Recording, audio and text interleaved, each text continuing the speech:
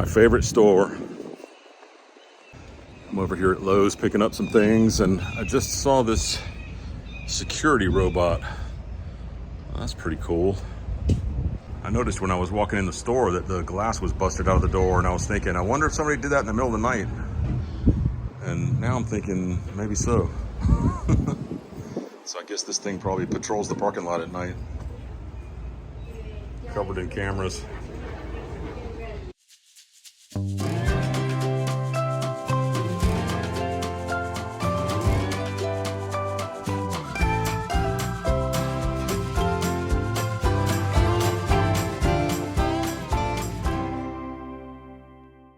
thinking about my shoes today.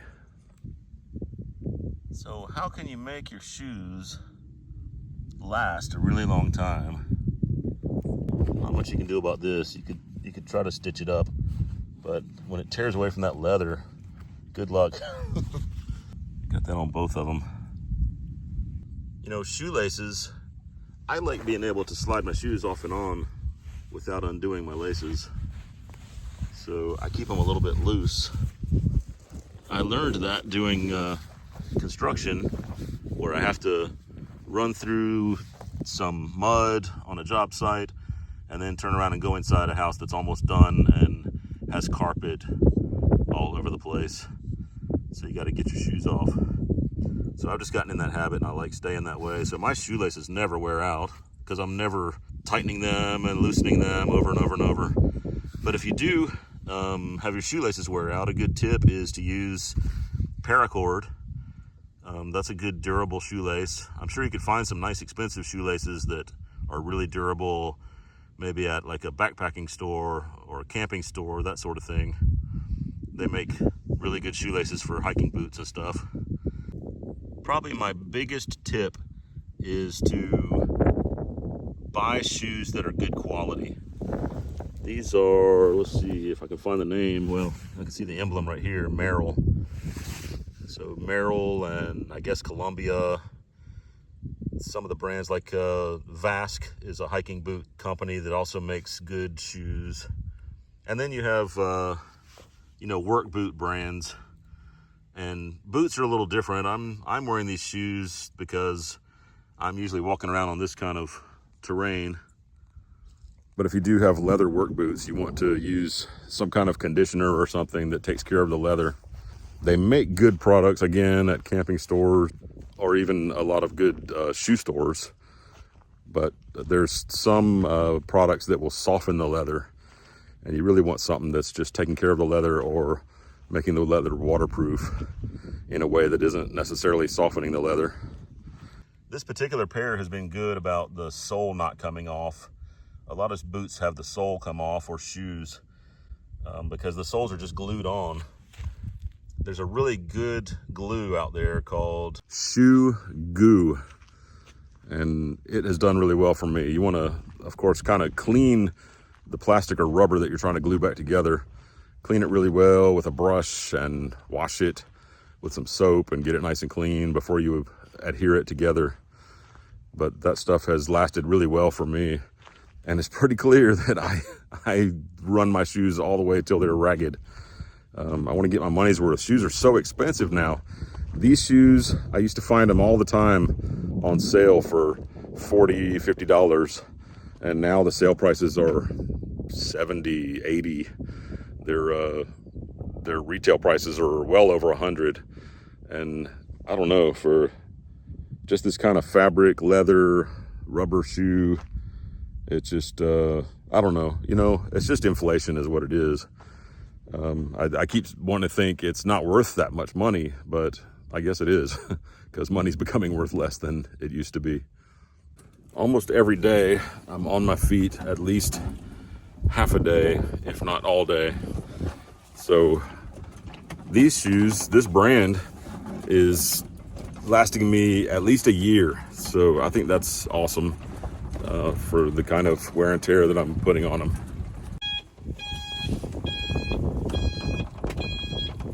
For a lot of people, these things might just be common sense that I'm saying. But for other people, if you just learn one new good tip, it can make a huge difference. I know I've had, using that shoe goo, I've had shoes that were gone, you know, the sole's coming off, and then I ended up getting another month or two out of them. And that's a big deal. You know, if you're paying $100 for these shoes, then, and they're lasting a year, you know, that's another almost 20 bucks that you saved.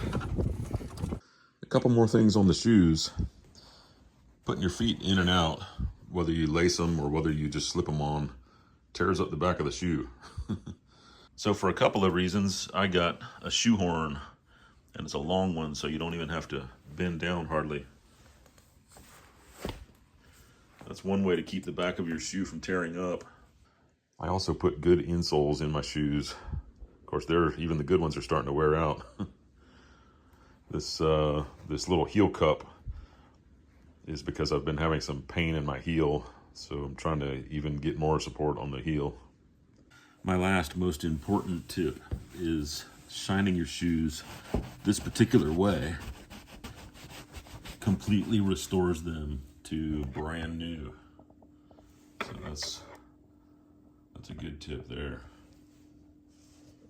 I come walking around the corner and there's a creature in the dog pen. What are you doing in there? Just getting some water? It's supposed to be 14 degrees tonight, so I'm taking care of a few winter preparations. I haven't built a well house yet, but we do have all this covered in insulation pretty well. You know, it's not 100%, but I also have this heat strip that is included inside of that insulation. So I'm going to plug it in.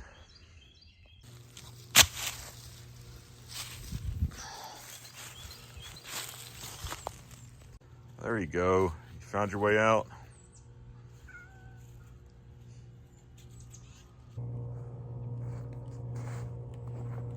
We have a lot of extension cords running to heaters to keep the animals' water from freezing.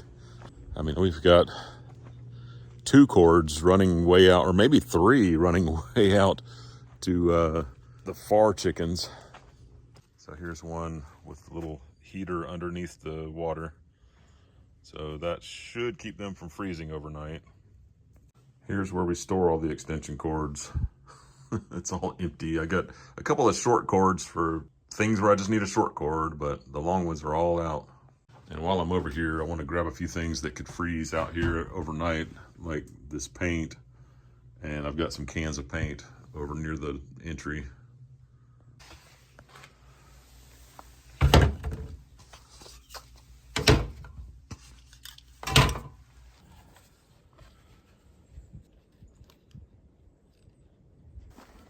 I had to buy a new one of these because the last freeze we had, maybe down around 20 degrees, this one side started spraying water out and leaking.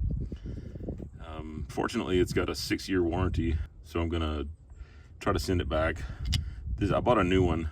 This is the new one, but I'm gonna send the other one back and see if I can get it replaced, and we can just use it somewhere else on the house or whatever.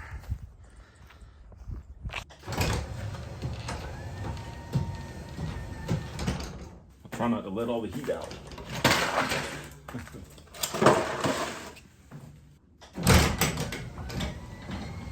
These insulated doors are awesome.